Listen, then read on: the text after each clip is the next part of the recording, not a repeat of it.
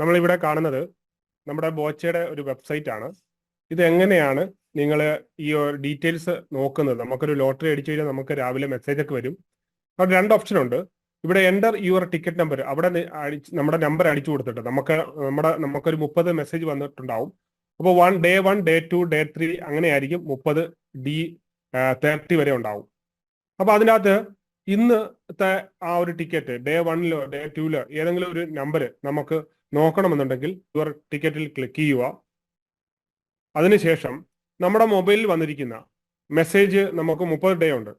ഏത് ഡേറ്റിലെയാണോ നമുക്ക് ഇത് എടുക്കേണ്ടത്, ഏത് ഡേറ്റിലെയാണോ നമുക്ക് ചെക്ക് ചെയ്യേണ്ടത്, ആ ഡേറ്റില് ആ ഒരു നമ്പർ നമ്മൾ എടുക്കുക. ആ നമ്പർ നമ്മൾ അടിച്ചു കൊടുക്കുക. അപ്പം എക്സാമ്പിൾ 1366 ഞാൻ എൻ്റെ ആ ഒരു നമ്പർ അടിച്ച് വരുന്നത് എന്നുള്ളതാണ്. അപ്പം ഇത്ര ഞാൻ ചെയ്തുള്ളൂ. എൻ്റെ ആ നമ്പർ അടിച്ചിട്ട് സെർച്ച് കൊടുത്തു.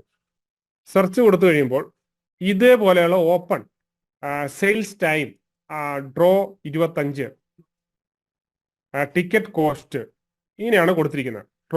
ഡ്രോ 25. ഇത് ഇങ്ങനെയായിരിക്കും നമ്മൾ സെർച്ച് ചെയ്യുമ്പോൾ നമുക്ക് കാണാൻ സാധിക്കുന്നത്. എന്നാൽ നമ്മൾ ചെയ്യേണ്ടത്, നമുക്ക് റൈറ്റ് സൈഡിൽ ഒരു മനുഷ്യന്റെ ഒരു പിക്ചർ കാണുന്നുണ്ട്. ഞാൻ ഇവിടെ കൾസർ ഇട്ട് കറക്കുന്നത് കാണുന്നില്ലേ? അവിടെ ക്ലിക്ക് ചെയ്യുക. അവിടെ ക്ലിക്ക് ചെയ്യുമ്പോൾ my profile, my balance, my tickets എന്നുള്ള ലെഫ്റ്റ് സൈഡിൽ നിങ്ങൾക്ക് കാണാൻ സാധിക്കുന്നില്ലേ?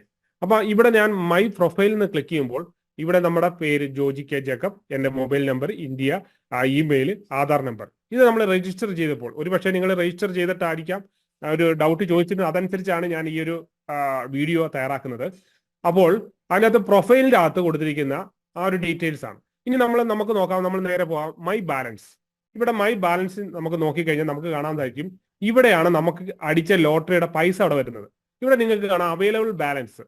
എനിക്ക് ഇവിടെ 0 ആയിട്ടാണ് കാണുന്നത്. കാരണം ഞാൻ ആ പൈസ വിഡ്രോ ചെയ്തു. ആ വിഡ്രോ ചെയ്യുന്ന പ്രൊസീജിയർ കൂടെ ഞാനത് കാണിച്ചു തരാം. അപ്പോൾ വിഡ്രോ ചെയ്തു. ഇനിയിപ്പോൾ എൻ്റെ ടിക്കറ്റ് മൈ ടിക്കറ്റിൽ നോക്കാം.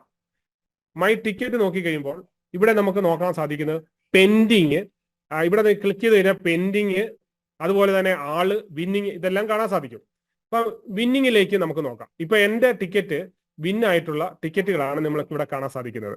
അപ്പം ആ വിന്നായിട്ടുള്ള ടിക്കറ്റിന്റെ അകത്ത് ആൾറെഡി അതിൻ്റെ അകത്ത് പറഞ്ഞിട്ടുണ്ട് അവരുടെ മെസ്സേജ്. കാരണം ഞാൻ പൈസ വിഡ്രോ ചെയ്തുകൊണ്ടാണ് ക്രെഡിറ്റഡ് എന്ന് പറഞ്ഞിട്ട് പച്ച ആ ഒരു നിറത്തിൽ മേളിൽ കാണാൻ നിങ്ങൾക്ക് സാധിക്കുന്നുണ്ട്. അപ്പം ID number 1 day 2 day 3 day വരെ എനിക്ക് ആ ഒരു എൻകറേജ്മെന്റ് 100 റുപ്പീസ് കിട്ടിയിരുന്നു. ഇനി ആ 100 റുപ്പീസ് എവിടെ പോയി എന്നുള്ളത് നമുക്ക് നോക്കണം എങ്കിൽ നമുക്ക് ഇവിടെ ഓപ്ഷൻ ഉണ്ട്. ഇതിനകത്തൊരു ട്രാൻസാക്ഷൻ നമ്മുടെ വിൻ സാധിക്കും. അതിനകത്ത് ക്ലിക്ക് ചെയ്ത് നോക്കുമ്പോൾ നമുക്ക് കാണാൻ സാധിക്കുന്നുണ്ട്. അതുപോലെ തന്നെ ക്രെഡിറ്റഡ് നമ്മൾ കാണിക്കുന്നുണ്ട്. ഇനി ബാലൻസ് എന്ന് പറഞ്ഞിട്ട് നമ്മൾ ഈ ബാലൻസ് എന്ന് പറഞ്ഞിട്ട് അവിടെ പോയി നോക്കുമ്പോൾ താഴെ കാണുന്നുണ്ട് ട്രാൻസാക്ഷൻ ഹിസ്റ്ററി കാണുന്നുണ്ട്. അതിനകത്ത് ക്ലിക്ക് ചെയ്ത് കഴിയുമ്പോൾ നമുക്കിവിടെ കാണാൻ സാധിക്കും വിഡ്രോവൽ റിക്വസ്റ്റ്. 19-ാം തീയതി ഞാൻ വിഡ്രോവൽ റിക്വസ്റ്റ് കൊടുത്തു.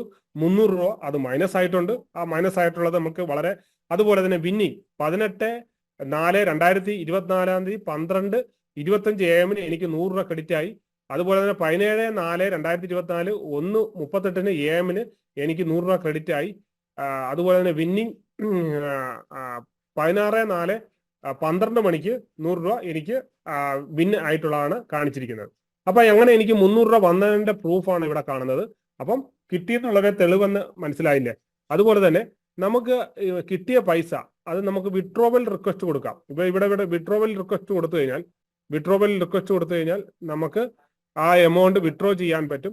അപ്പൊ ഇവിടെ ഈ ഒരു രീതിയിലാണ് നമുക്ക് ഈ ഒരു വെബ്സൈറ്റിലൂടെ നമുക്ക് നോക്കേണ്ട രീതിയാണ് ഞാനിപ്പോൾ പറഞ്ഞിരിക്കുന്നത്. അപ്പൊ ഇങ്ങനെ നിങ്ങൾക്ക് നിങ്ങളുടെ ഓരോ കാര്യങ്ങൾ സെർച്ച് ചെയ്ത് കഴിഞ്ഞാൽ നിങ്ങൾക്ക് കാണാൻ പറ്റും. അതുപോലെ തന്നെ നമ്മൾ ഇതിനകത്ത് വരുമ്പോൾ പ്രൊഡക്റ്റ് നമ്മൾ ബൈ എന്ന് പറയുമ്പോൾ എനിക്ക് തോന്നുന്നു ബൈ 40 രൂപയുടെ പ്രൊഡക്റ്റ് നമുക്ക് വാങ്ങാൻ സാധിക്കാനുള്ള ഒരു പ്രൊസീജിയർ ഇപ്പം കൊടുത്തിട്ടില്ല. അപ്പോൾ ആഡ് ക്യാഷ് എന്ന് പറഞ്ഞ് കൊടുത്തുകൊണ്ട് കറന്റ് ബാലൻസ് ഇവിടെ കൊടുത്തിട്ടുണ്ട്.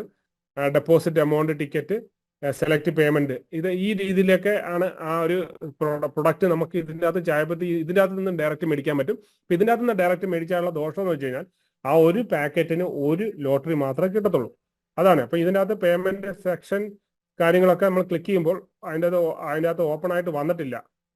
അപ്പൊ അല്ലെങ്കിൽ ഇതിൻ്റെ അകത്ത് UPI debit card credit card ഏത് സ്റ്റോർ ത്രൂ ആണ് വരുന്നെന്നുള്ളത് അത് നമുക്കൊരു പക്ഷേ ചെയ്തു നോക്കിയാലേ നമുക്ക് അറിയാൻ സാധിക്കത്തുള്ളൂ. ഇപ്പൊ ഇവിടെ വന്നിട്ട് ഇതൊക്കെയാണ് ഇതിന്റെ ഒരു പ്രൊസീജിയർ.